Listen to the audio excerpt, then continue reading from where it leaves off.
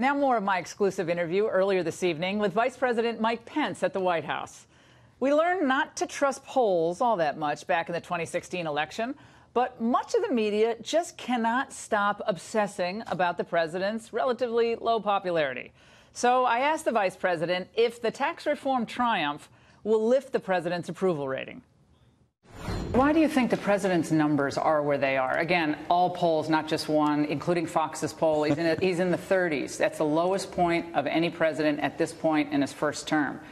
I'm not all about the polls, believe me, but all things considered, it's better to be popular than not. So going into this new year, midterm elections, the generic ballot, every poll shows Republicans down double digits. Right. What does the Trump-Pence team need to do to tell this story to suburban women, to millennials, to African Americans, to Hispanics? Are you going to go to those places, even hostile places that people don't like you very much, and sell that story?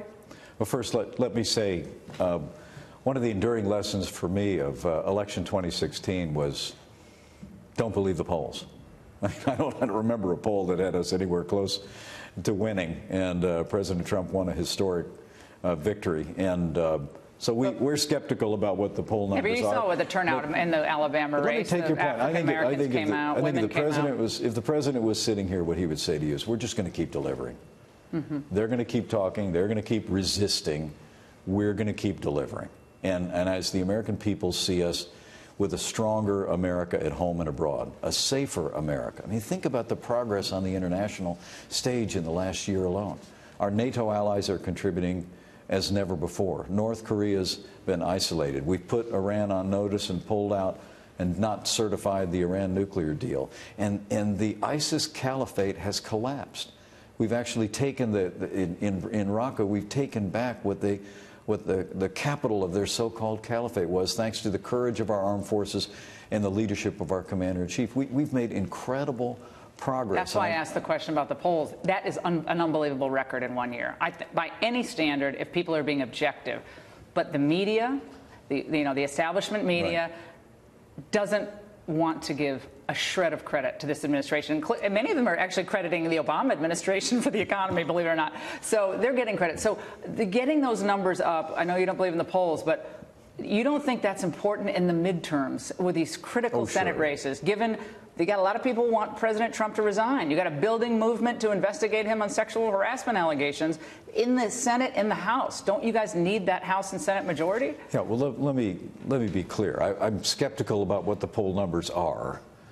But I think you can count on the fact this president, myself, our entire team, we're going to be canvassing across the country in the next year. We're going to be telling the story of the progress this country is making. But I really have to tell you, I mean, we live in a very divided time in the life of this nation.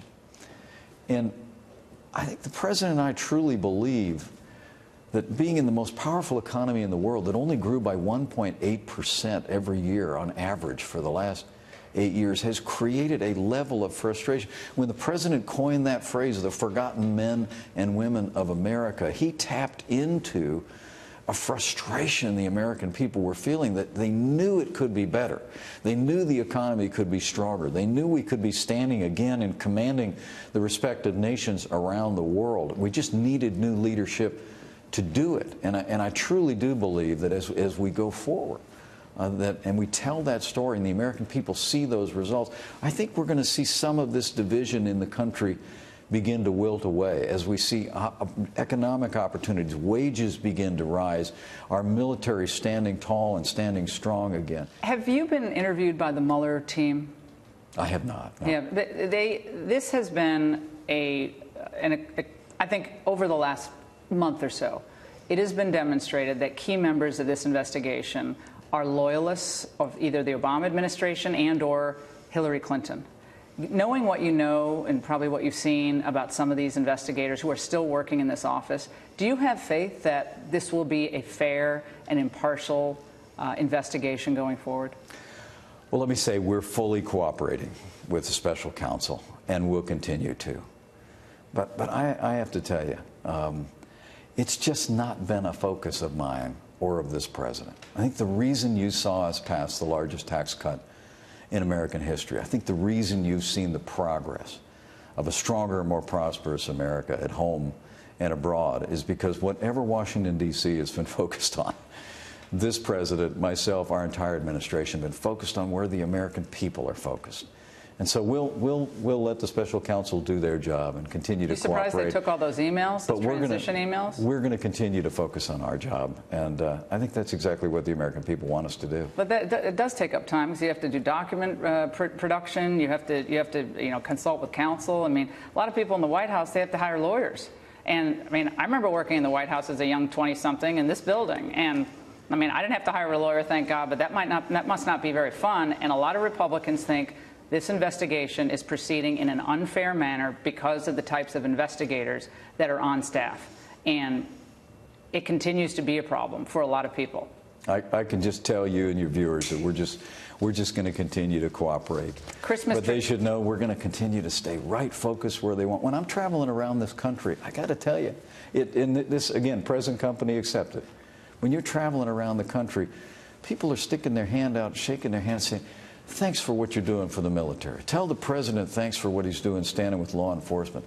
Tell him thanks for what we're seeing in this economy once again. I mean, people are standing tall again. And on a day like today, when we see the Congress under President Trump's leadership pass the largest tax cut in American history, the biggest tax reform. So much for the divided Republican Party. They all came together. I got to tell you, it's humbling for me to be a part of it, and we're just getting started.